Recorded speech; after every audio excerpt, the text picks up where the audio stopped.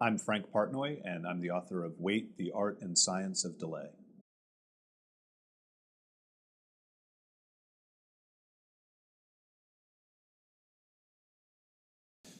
This is a book about the role of delay in decision making. There's been a lot of thinking and writing about how we make decisions, about why we make certain kinds of decisions, about what we should decide. There hasn't been as much writing or thinking about when, and so I wanted to explore the question of what the ideal timing of decisions is and how that varies over time.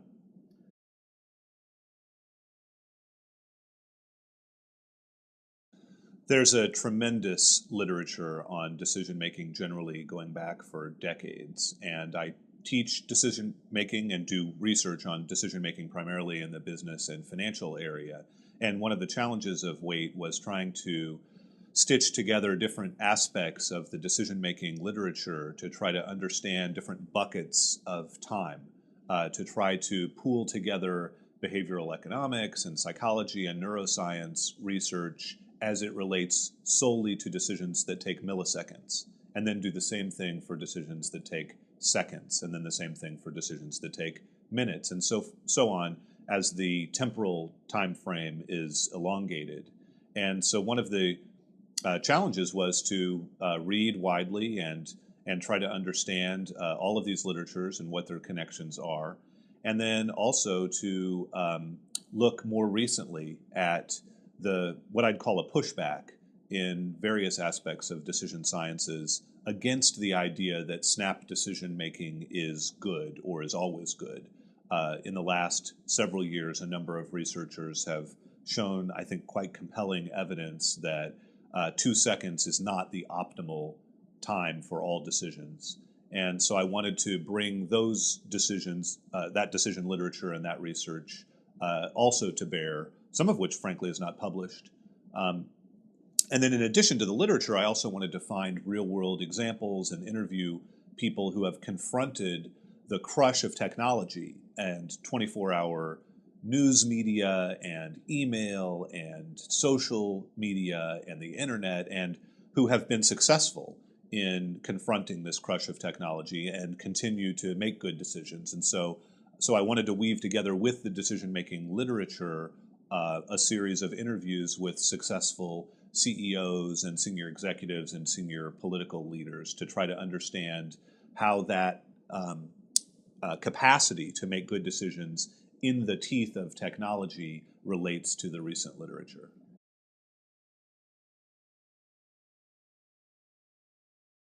I think so. And I think the common quality is the strength and wisdom to step back and think about the big picture and to understand what time frame a particular decision requires, and to not be influenced by either the crush of technology or often people's own experience and hardwiring. I think this really is a lot of what people refer to as leadership or wisdom, is the ability not to react like an animal. If you think about sort of what distinguishes human beings from animals, it really is our ability to think about the future, to take a step back and not react instantaneously. The cover of Wait has a golden retriever with a bone perched on her snout. And in some ways, she's a role model for all of us, because it's hard for a dog to delay gratification even for a few seconds.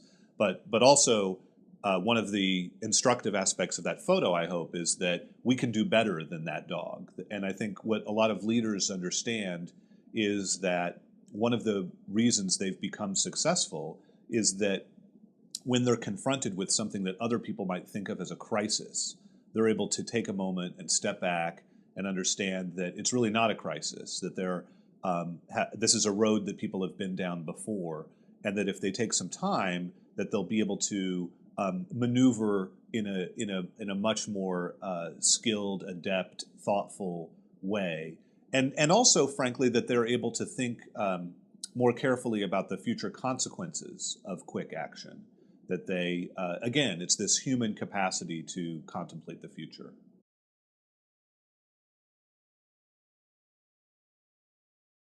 One of the fascinating things that I found in 3 years of research was that this same kind of model kept coming up over and over again, this two-step process of first asking, what time world am I living in? What is the maximum amount of time I could delay this decision? So when you get an email, rather than thinking instantly, how quickly can I respond to this email? Instead, think the opposite. What's the longest amount of time I could take to respond? So if it's a tennis player responding to a professional tennis serve, the maximum amount of time is about 450 milliseconds. If you wait longer than that, the ball has gone by. For an apology, it might be slightly longer. It might be that you can wait several days or a week rather than apologizing instantaneously. So the first set of questions, and I found that people in all aspects of decision making who make good decisions will start by consciously or unconsciously, amazingly for professional athletes, it's unconsciously, contemplating that question of what is the maximum amount of time. And then the second step, the second question, is really about procrastination. It's about delaying as much as possible within that time frame, so that the best professional athletes, the best tennis serve returners, are able to wait until the last possible moment within that 450 milliseconds that they have available. That Jimmy Connors was really such a great tennis returner, not because he was fast, but because he was slow. Because he perfected his stroke with such skill that he's able to wait an extra 50 milliseconds. That's what the research on super fast athletes suggests, that 50 milliseconds defines the difference between a professional and an amateur. And so that Connors' ability to create that extra time, to wait an extra 50 milliseconds, enables him to return serves in a more proficient, efficient, better manner. And that appears over and over again, that the same is true of apologies, that apologies that are delayed as long as possible are more effective. And again, it's counterintuitive because we're taught as children, you should say you're sorry right away, but the research on apologies shows that there are really two key factors that matter with apologies. One is making sure that the aggrieved party has enough time to process information about what it is you've done wrong, that they can understand the who, what, where, why, all of the details. And the second factor is giving them time to vent, giving them time to be angry at you. So that if you accidentally spill a drink on someone at a party, if it's an unintentional, simple act, you should apologize right away.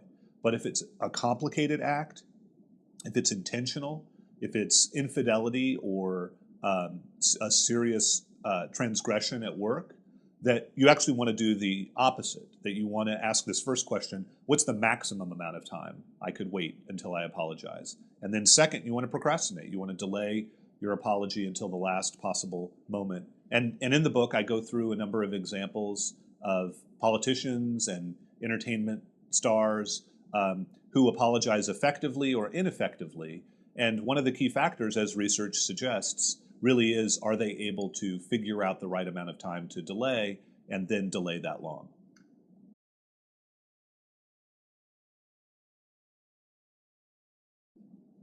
One of the really interesting things about how very skilled decision makers and reactors approach events is that they do seem to grab in advance a huge amount of expected content of the event and incorporate that into their then ex post later decision process or reaction process.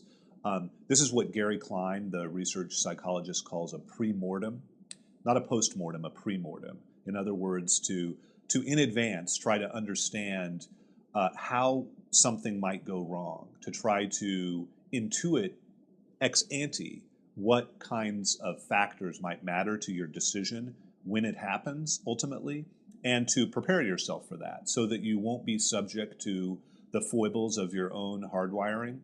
And this is what tennis players do when they practice their stroke in advance and try to know in a match what kinds of serves they might confront. For them, it's all pre-conscious.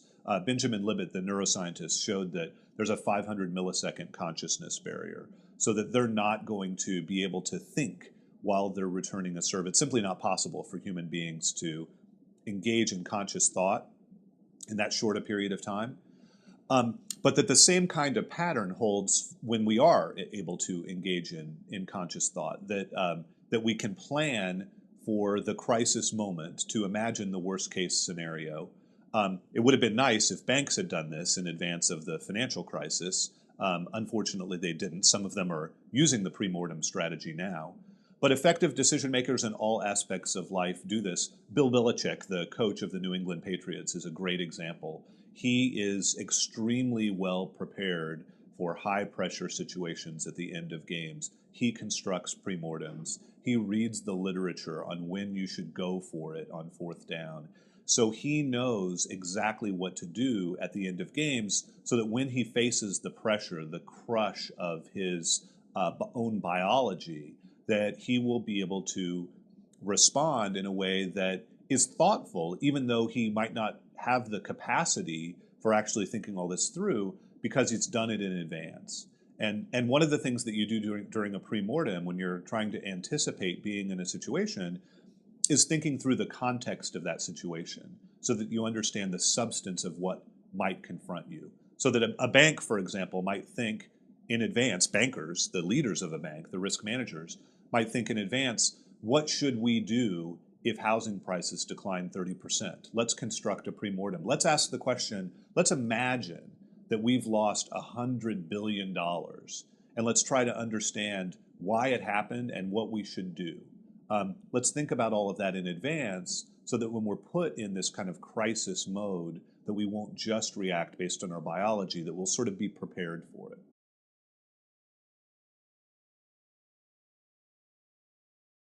It's very kind of you to suggest that the 4 books, or the 4 trade books I've written, are related in some way. I'm not sure that they are, but maybe they are. And really the impetus for this book was partly driven by my studying finance and the financial crisis. But really it's because I've always been a procrastinator. Since elementary school, when my mom would try to get me to make my bed every morning, and I came up with arguments that are very similar to the sort of 2-step analytic approach of weight, arguing that the right time frame for making my bed is much longer than just a few minutes in the morning, that I'll just be sleeping in it again later, so why should I make it now? And even after school, I would argue that even if my mother represented that there were people coming over, that we had guests coming over at 6 o'clock, I would say, well, it only takes me a minute to make my bed, so I'll wait until 5:59. And moreover, what if they decide not to come? I should wait until there's hard evidence that they're there. I want to see a car in the driveway. I want to hear a knock at the door. That the right way of approaching a decision like making my bed is, first, what time world am I living in? And second, let me wait as long as possible. So in some sense, this book, Wait, has been a culmination of my life as a procrastinator. But to try to make a connection to my previous books in finance, the other driver was thinking about the rash, snap decisions that were made in the financial crisis, and that I've written about before. In both Fiasco and Infectious Greed, I talked about decisions that were made that, if there had been sufficient reflection, probably would not have been made if the people at Orange County had thought through the risks associated with structured notes before they bought them, if people had thought through the risks associated with Mexican peso denominated investments and derivatives before they had bought them, that maybe we would have been they would have been more careful. Maybe they wouldn't have taken on these risks. And I learned an interesting story about Lehman Brothers in the financial crisis, which is that Lehman Brothers tried to design a decision-making course for their executives that drew on a lot of the literature that I draw on. This was back in the fall of 2005. They took 4 dozen of their executives and holed them up at the Palace Hotel on Madison Avenue in Manhattan. And they brought in decision-making experts to talk to them about biases in their own decisions, about some of the research on decision-making. They brought in people from Harvard Business School, well-known psychologists. They designed a custom implicit association test. And then they brought in Malcolm Gladwell as the capstone lecturer. He had just published his bestseller, Blink, which was really more balanced in its approach to decision-making than many people read it to be. The last third of Blink was about some of the dangers of snap decision making. It focused on the police shooting of Amadou Diallo in the Bronx and the gender bias in music auditions. But the people at Lehman didn't want to read the last third of Blink. They took a different message, which was that 2 seconds is really the optimal time for decisions, maybe even faster than that. The president of Lehman Brothers, Joe Gregory, passed out copies of Blink on the trading floor and urged traders to go with their gut. And so Lehman Brothers took this course, and then they marched back across Manhattan to their headquarters in Times Square and proceeded to make the worst snap decisions in financial market history. And one of the things I thought was, wow, the people on Wall Street are really taking the wrong decision-making course, or they're taking the wrong lessons from the decision-making literature. And so I'd like to try to present them with a more balanced, more nuanced read of that literature, and also to update the literature in response to the way Blink was received, because a lot of decision scientists reacted very negatively, not only to Blink itself, but to the way Blink was interpreted by the public. And so I wanted to reflect that literature, and I hope that people on Wall Street going forward will think much more carefully and take more time with their decisions than they have in the past.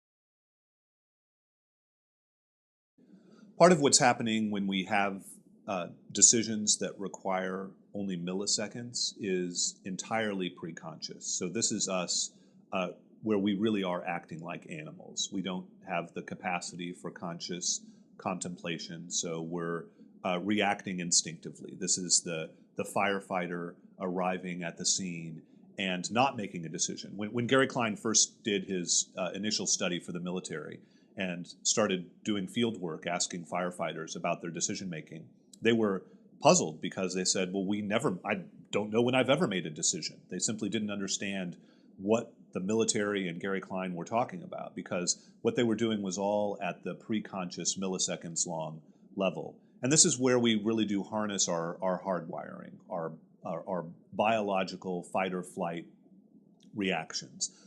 Many of the things that I found in weight suggest that there are nuances to those biological reactions that people haven't understood quite as well, that not all of it is happening in the brain, that actually there's a fair amount happening in the vagal nerve complex, in particular the 10th cranial nerve, the nerve known as the vagal nerve that winds around from the base of the brain stem down through our bodies, around our heart and gut, that controls a lot of our biological apparatus within milliseconds, that regulates our heart rate variability, the milliseconds long changes in our heart that scientists have shown are highly relevant to our emotional well-being.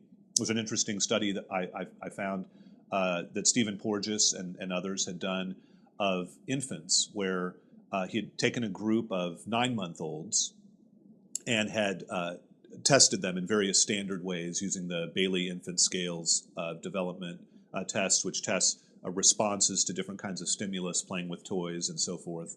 Had also asked their parents questions about their behavior and how they reacted, and then had tested milliseconds long physical responses in terms of heart rate variability. And those were the tests at 9 months.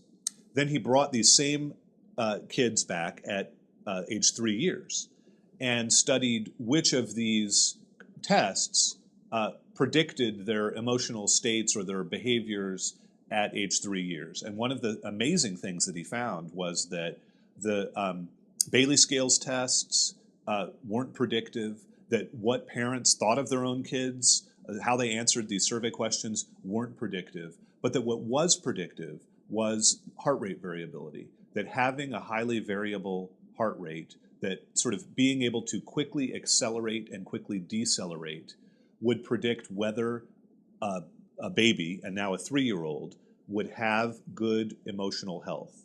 And the intuition behind that is that if you have the ability to accelerate and decelerate your heart rate quickly, okay, so we're talking about, imagine 2 babies that each have 100 beats per minute on average, 100 beats per minute. One is only able to vary in a narrow band, say between 90 and 100. The other is able to vary in a wider band, say between 80 and 120. The one that is able to vary in a wider band will be more resilient in a way in responding to stimulus. It will be able to accelerate and decelerate, sort of like a high-performance car. And the idea is that if you're driving a high-performance car on a winding road, it might be very dangerous, but you'll feel safer if you have the ability to accelerate and brake very quickly. And one of the amazing things that scientists have found is that this kind of hardwiring actually is related to all kinds of emotional problems, that heart rate variability and this is controversial, but appears to be associated with asthma, autism, borderline personality disorder. So there's a way in which this kind of apparatus within our bodies is influencing our decisions in ways people previously hadn't understood. More generally, the ways that we respond pre-consciously are governed by biological reflexes. They're less conscious contemplation and more simply reaction.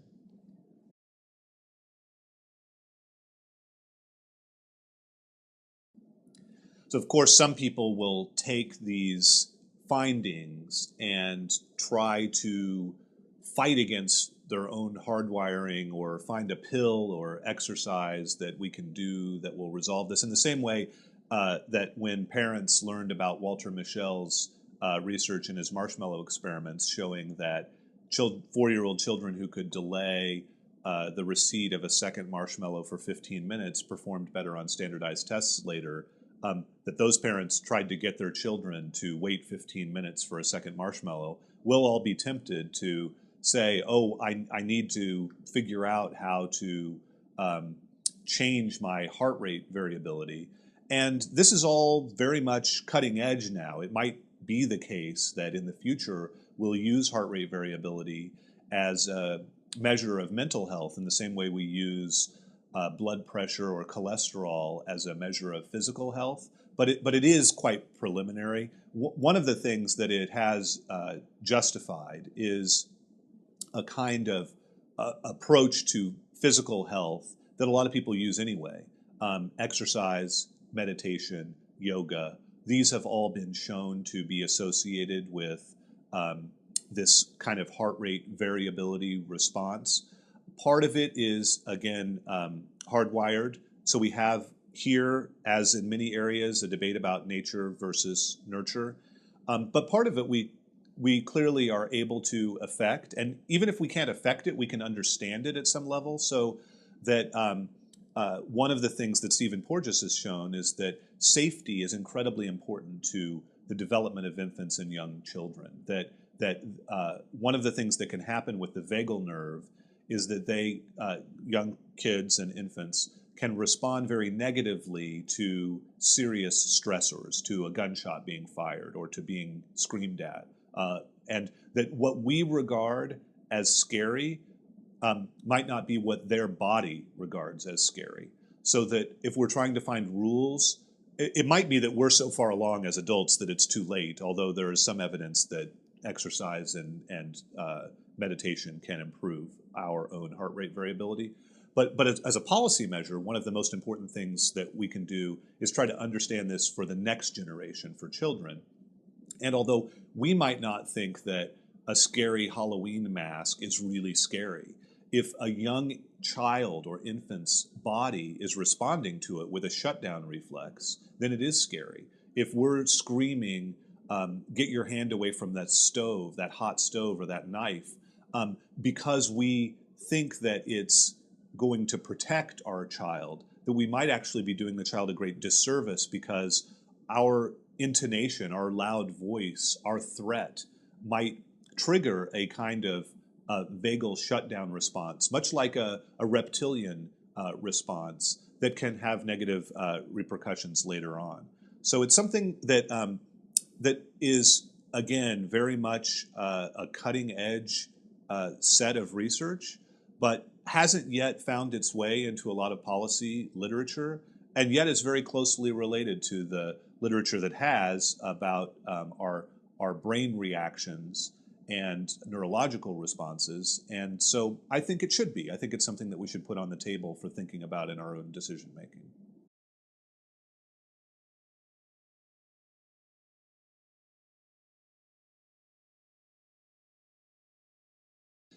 It's a very interesting question. I doubt that bankers will try to use the "my brain made me defraud you" argument, particularly in the civil context. But there is a lot of research that suggests that not just our brains, but our vagal responses are crucial to our reactions and decisions. And to the extent people are using fMRI now, I can easily imagine an argument for using heart rate variability or even faster responses. Until recently, fMRI readings were not fast enough to capture milliseconds long responses. And those that are being used in trials now are often using the older technology, and so really aren't capturing these super quick kinds of responses. And so as technology gets better and we're able to capture, instead of just seconds, milliseconds, it might be that we widen the scope of what is fair game in thinking about intentionality and culpability. And it's very interesting to think about this in the context of the effects of subliminal messaging on us. For example, I can make you read 20% faster by subliminally flashing a fast food logo at you. You won't realize that you've seen it, but Sanford DeVoe, a psychologist at the University of Toronto, has shown that when he flashes, so again, subliminally, this is just milliseconds, people don't consciously understand that they've seen any of this, but he subliminally flashes McDonald's, Burger King, Wendy's logos at people on a computer, that they then react, that they respond, they read 20% faster, they have a harder time enjoying beautiful photographs or images, they think that music is taking too long, they become progressively more impatient. And this again goes back to the question of how the crush of technology is impacting all of us and speeding up our decisions and reactions. And I can easily imagine that in the future someone would argue that the subliminal messages or the crush of technology led them to react more quickly than they otherwise would have. I'm not sure how much play that argument would have in the courts, but certainly in our own lives and our own decisions, it's hugely important to understand how various aspects of technology and just our world overall are impacting our responses, and they are. We are, when we are exposed to images, as we are constantly, it affects our decision making. One other example is race. Clearly, race and images of different faces of different races impact our decisions and judgments. However, if we can harness our capacity to be unanimal-like, to be human-like, and think about the future and take a conscious pause, we can counteract some of that. And it'd be interesting in terms of future applications, whether this capacity to counter our own snap biases will play a role. There was a study done by a group of researchers of doctors. Doctors generally are not racist. However, studies have shown that doctors tend to react differentially based on race. And what these researchers wanted to do at first was replicate this study. And so they created a situation where a photograph that was shown to half of the doctors, one half saw a white patient, one half saw a black patient. And as with other studies, the doctors systematically undertreated the black patient. This is an uncontroversial result in the literature that doctors, because of their implicit biases, as shown on implicit association tests, tend to undertreat black patients. However, one of the interesting aspects of this study was that there have been so many of these studies done that a subgroup of the doctors figured out that what the researchers were testing was their own racial biases. About a quarter of the doctors figured out that this was a test about race. And for those doctors, for the subgroup who understood that their own racial biases were being tested, they did not systematically undertreat the black patient. In other words, once race was an issue for these doctors, race was no longer an issue. And what it illustrates, I think, is that we have this capacity to consciously understand our own unconscious biases, and that often when we do understand them, we can reverse them.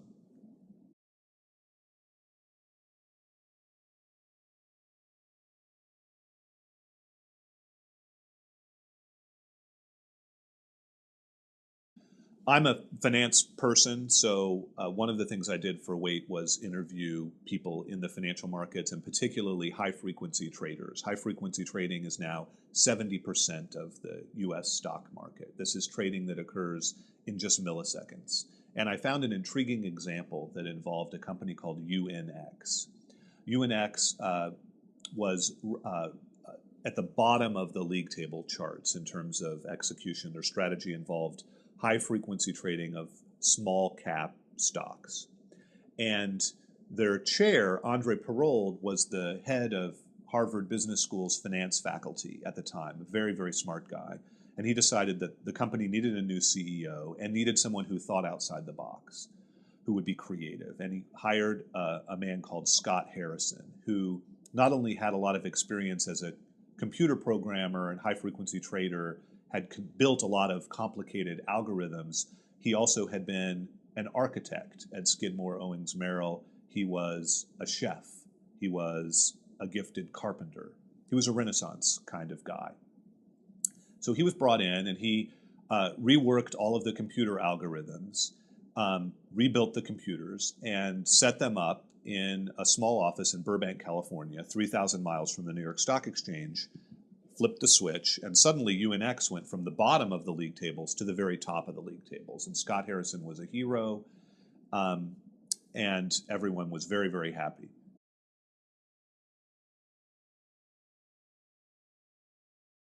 So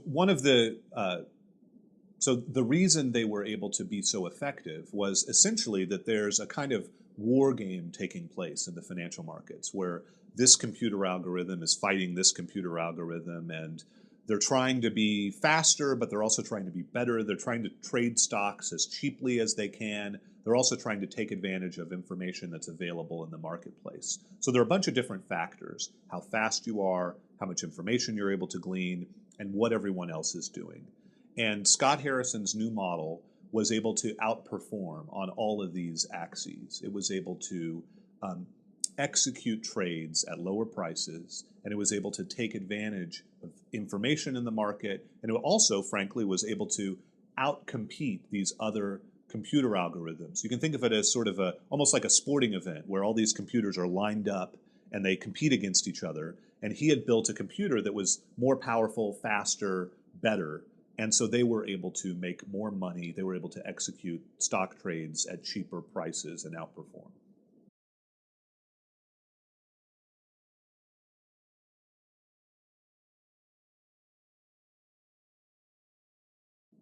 That's right. And what Scott Harrison and the others at UNX decided was, okay, we've gotten this good. Our trades are taking 65 milliseconds to execute. 65 milliseconds. We're out in Burbank, California, 3,000 miles from the New York Stock Exchange. If we co-locate, if we move our computers right next to the New York Stock Exchange in Manhattan, we will shave about half of our execution time. And the reason for that is that it takes a while, even at the speed of light, for the signal to go through fiber optic wire from California to New York. It's 3,000 miles at the speed of light. It takes 30 to 35 milliseconds. And if we can shave that time off, we'll be able to execute trades in half the amount of time, 30 to 35 milliseconds instead of 65 milliseconds. So they pack up their computers from Burbank, they ship them to the New York Stock Exchange, they flip the switch again. Now their execution speed is twice as fast, and yet they move from the top of the league tables back down to the bottom of the league tables. And it's the strangest result.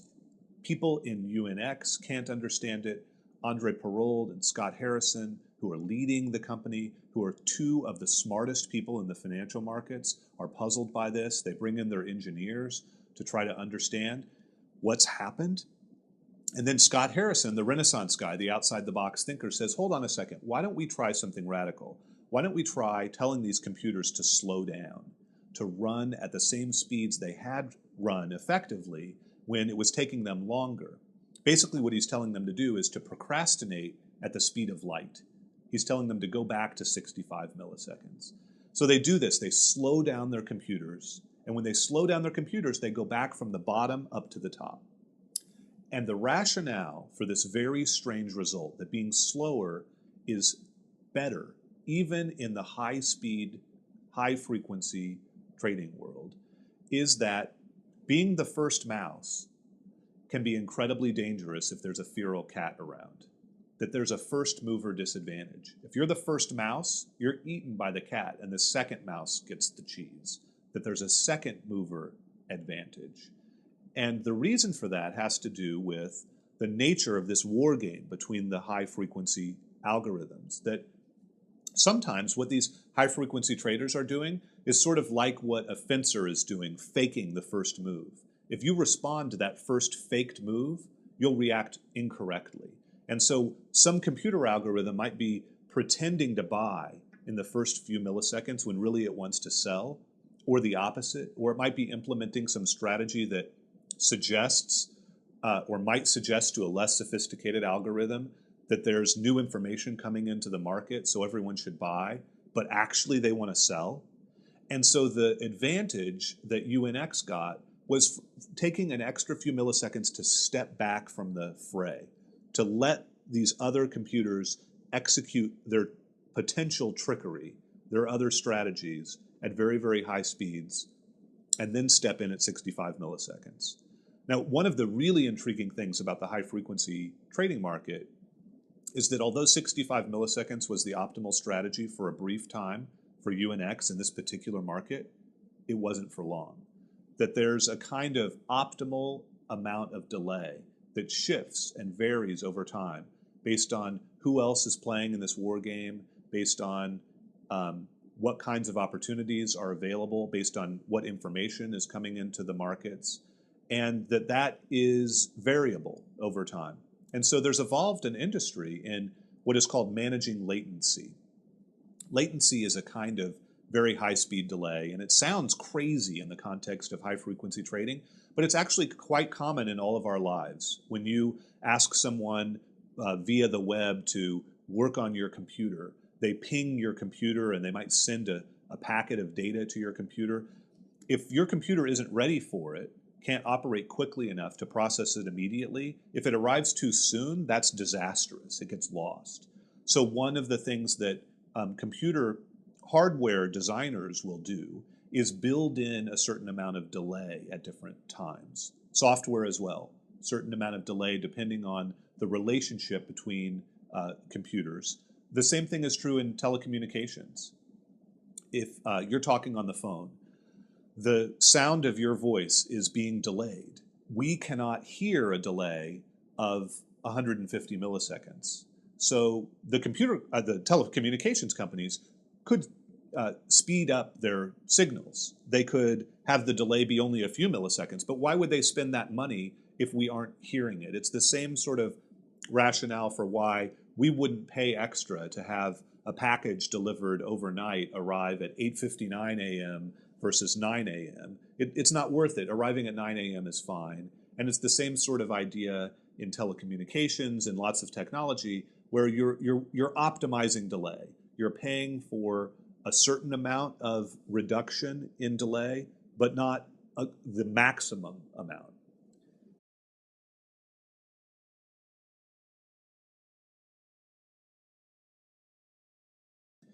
I think there is a link between the unhuman computer processing of information and these high frequency decisions in a way that are being made by computers and human decision making, which is operating at a much slower speed. It relates to the pre-mortem idea in a way, because essentially what's happening is that the human high frequency traders are trying to anticipate what might go wrong or right under different kinds of market contingencies. And they're programming the computers to respond in different ways based on what might or might not happen in the future. And that's entirely human agency writing the code that the computers then follow later on. Now, in the heat of the market, where prices are plummeting, human agency is gone. The computers are reacting as they were programmed automatically. And one of the problems in the flash crash was that the way the computers were automatically responding to this decline in prices that was triggered by Waddell and Reed's very simplistic selling algorithm. This is one money manager in the Midwest that had an algorithm that dictated a certain percentage, 9% of volume, that it would sell periodically. And one of the things that happened was that the other algorithms were programmed in a way that caused them to pull out all of their bids, the willingness to buy when there was a rapid decline in the market, essentially evaporated. Because humans had programmed the computers to do that, to pull out the liquidity, to pull out their willingness to buy in that sort of market scenario. Regulators have been puzzling through how to react to this problem. One of the things that they've done is to eliminate the ability to use what are called stub orders, which are orders for stock that you would agree to buy at a penny.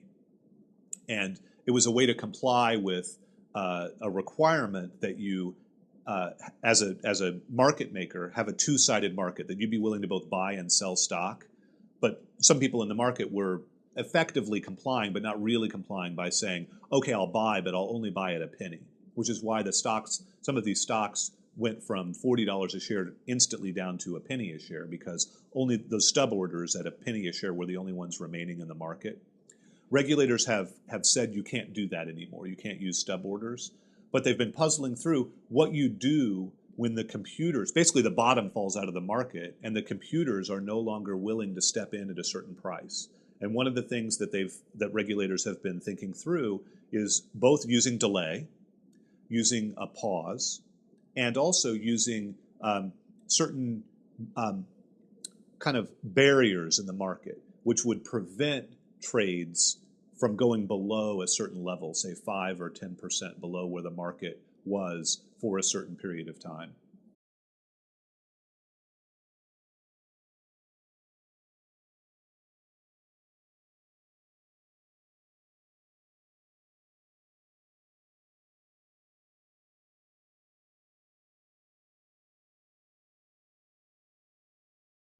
It's a very difficult challenge for regulators, and in the financial markets, regulators have tended to follow the markets with ex-ante rule prescriptions. And that has been disastrous, because what happens is the regulators are always 2 steps behind the markets. Part of that has to do with the quick evolution of technology. Part of it has to do with the fact that people on Wall Street who are paid $10 million a year are necessarily going to be able, the brain drain from regulators to Wall Street is an economically rational brain drain. The people who have the greatest access to information and the greatest sophistication are ending up designing their ways around these rules.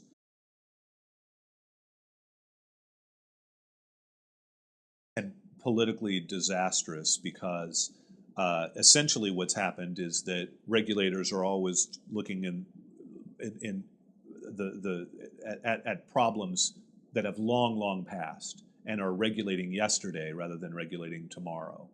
And regulators have been unwilling to embrace a standards or principles-based approach, a kind of ex post approach, where you would tell the participants in the market, if you do something that violates some standard, we might call it fraud, we might call it front running, we might call it market manipulation.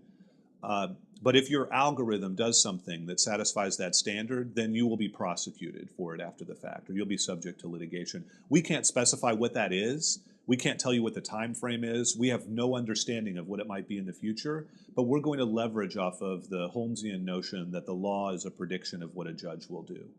We're going to try to pack into your brain some forward-looking thinking about what might be wrong about what you're doing today to try to force you to internalize the cost of this conduct rather than constantly like a cat chasing the ball of string, always being a little bit late to stab at what the most recent problem was. That has not been an effective approach to regulating financial markets.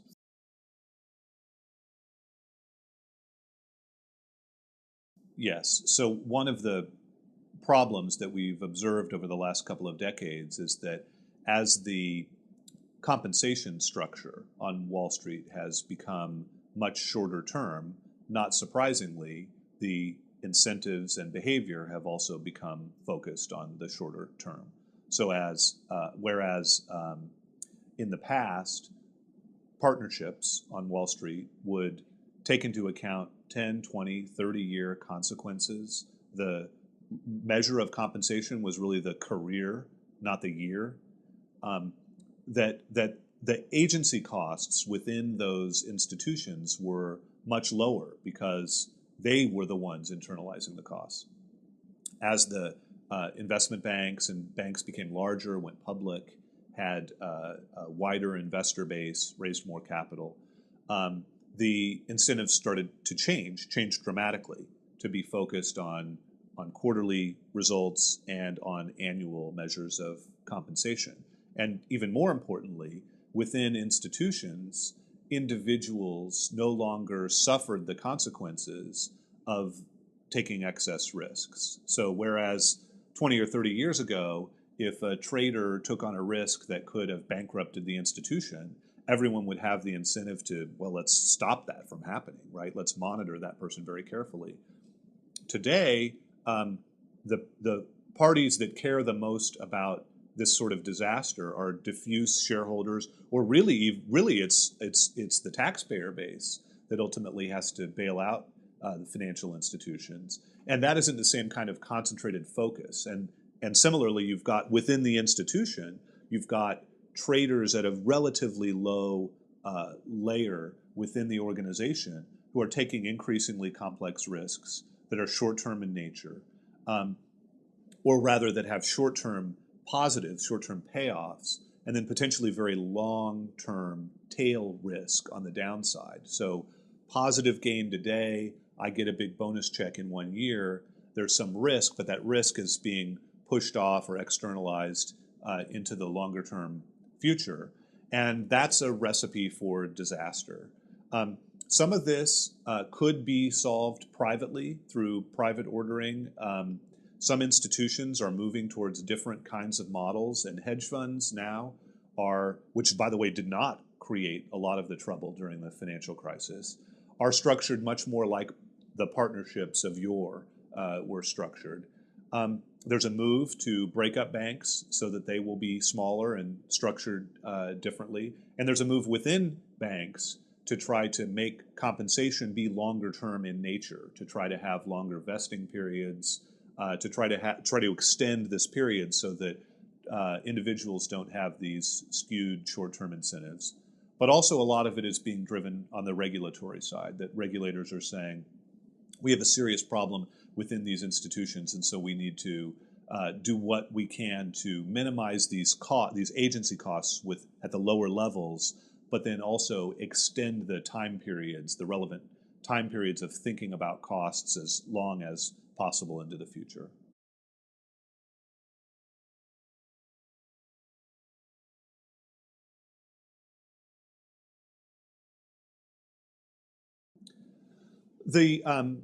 The big picture questions that are covered in Weight and the history and morality is really about procrastination, that's where it shows up, that the argument in the book is that procrastination has gotten a bad name.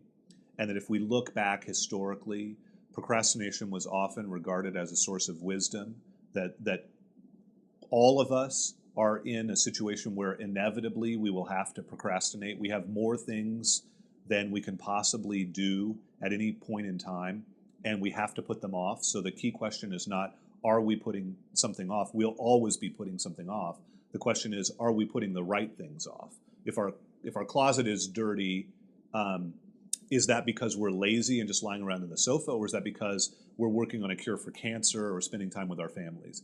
And historically, looking back thousands of years, making choices about priorities in ways that today we would regard as procrastination were regarded as wise. And so the historical arc of that part of the book is to say that we went wrong in some ways. First, in the kind of puritanical approach to procrastination, when Jonathan Edwards wrote his famous anti-procrastination sermon, and in the Industrial Revolution, we started focusing much more on clock time rather than event time, getting things done in a very efficient way. And then really the more recent historical precedent is the surge of what I call the anti-procrastination industry in the 1970s, where Peter Drucker and others argued for efficiency and getting things done now, David Allen, and first things first as a principle. And that what's happened more recently, in very recent history, is that this kind of anti-procrastination industry has run into the teeth of technology, which has overwhelmed all of our decision-making capacity. So that I think there is a kind of historical arc to the story in weight that is pro-procrastination and reflective about what procrastination really is. And I sort of want to get away from even the nefarious implications of that term. The connotation of procrastination is such a negative one. I prefer managing delay, that's what we all should be doing, is managing delay. And that there's a kind of morality there. There's something uniquely human about our ability to manage delay and procrastinate and think about the future and put things off. In terms of the mortgage crisis and how sort of how it fits in with this overarching philosophy, I think if we go back and think about the evolution of financial innovation, and mortgages are just one example of that, there clearly are benefits to financial innovation. The ATM machine, the mortgage are clearly beneficial for society. And the question really is, what happens when finance evolves or innovates too far? In the private sector generally, innovation goes very, very slowly. And the stories about sudden innovations are apocryphal. Isaac Newton never had an apple fall on his head. Thomas Edison didn't suddenly invent the light bulb. Tim Berners-Lee didn't suddenly discover the World Wide Web. And most products aren't suddenly discovered. The sewing machine, the computer, all the things that we use on a daily basis, even the recent innovations, the iPhone, these are things that take years, even Facebook. In finance, it's different. Innovations move very, very rapidly. And when they move very rapidly, they're often dangerous. The creation of complex financial instruments based on mortgages moved extremely rapidly. The evolution of the super senior claims on synthetic collateralized debt obligations in the financial crisis, those moved much faster than they should have, so that people didn't have time to plan for a pre-mortem. They didn't have time to think about what the consequences of all these innovations are. I remember when I used to work on Wall Street, and we created a new product, a complex derivative based on emerging markets. We sold it to one of our clients. Within a few hours, we had received by fax from one of the competing banks the exact same product that they had sold. Innovation on Wall Street moves at a very rapid pace in a viral way, and it often becomes disastrous. And that's what happened with the very, very quick evolution of financial products and financial innovations that led to the mortgage crisis. We created these enormously complicated products that very few people understood, piling on risk upon risk, and we moved so far away from the fundamental benefits of mortgages. And so I hope it's a cautionary tale that procrastination is good, that innovation comes slow, and so we should be skeptical about financial innovation that moves fast.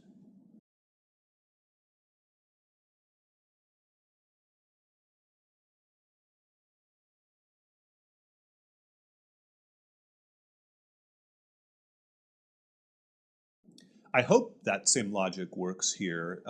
There's a kind of race between technology on the one hand and the human capacity to keep up with technology on the other hand.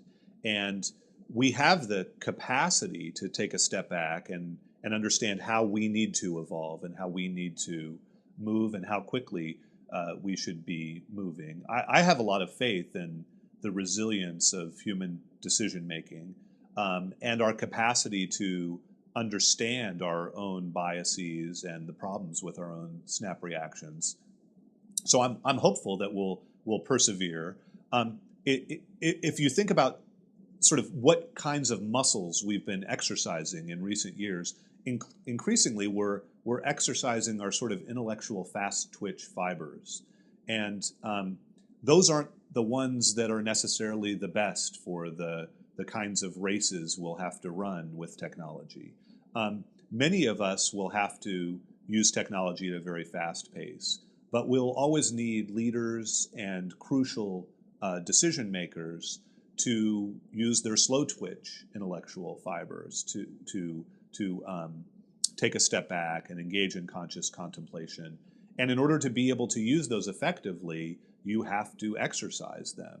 You have to get practiced at sitting with a book for 8 hours or taking a month to make some important decision, at having an idea that maybe is deeply conflicted or puzzling sit in your brain for a year as you puzzle over it. So we need a certain group of society to be doing that, even as technology is buzzing along at these increasingly fast paces. And one of the interesting things I found from my interviews, I interviewed over 100 people for WAIT, and I found increasingly that within institutions, that the people who were at the bottom of the institutions were those who were required to exercise their fast twitch intellectual capacity and sort of keep up with instant email.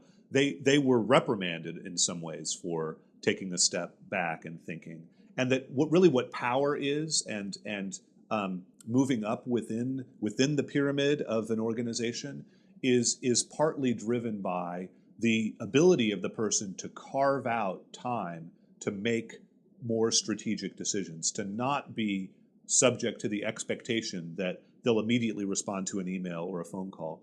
And the CEOs that I interviewed and the senior government leaders I talked to all were very comfortable with this notion that they would not respond to crises, that they would take a step back. I heard several anecdotes, several people actually mentioned this Lynn Nofziger anecdote that he would tell people, if you take everything in your inbox and simply move it to your outbox, that you'll have done the right thing 99% of the time. And there's this notion at the top of organizations of not responding, of delaying, of waiting. And I think one interesting kind of meta question that came out of WAIT is that the locus of power, in some sense, within an organization is related to the capacity to delay. That the most senior people are those who are like the wise elders, who can kind of sit back and think about decisions.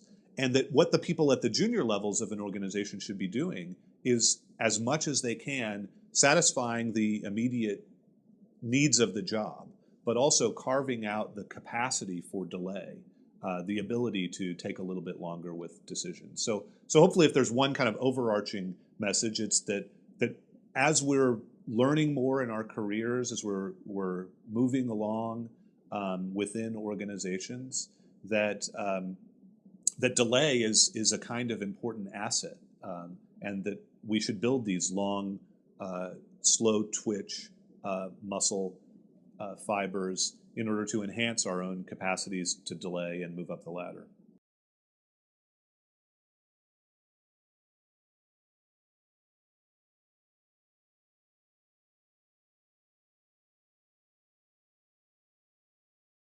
Reagan is a great example, and Joe Stiglitz is a great example, someone who's been incredibly patient and who has set forth an agenda that is really a decades-long agenda that will outlive him, that he told me, will clearly outlive him, and he hopes will have impact in centuries rather than in years. And Deng Xiaoping is another example. The kinds of important intellectual leaders of society have been those people who have very, very long-term timeframes. And I think you're right that it's an important lesson for people in law And also for law professors. Law professors are as subject to this as anyone, and we have this sort of impetus to get on blogs and to instantly respond to news or regulatory changes, and that's a useful thing to do. But really, one of the things that law professors can do that's more important is to provide, as a kind of intellectual backbone for the regulatory and legal apparatus, a decades-long vision about where regulatory change should go, and to resist the urge that technology pushes on us to respond to the news of the day. And that doesn't mean we should never call journalists back. We should. It's important for us to play that role, but that we should keep in mind that, again, sitting back and thinking about 10 years, 20 years, there aren't that many people doing that in society, and so I hope that law professors will play that role.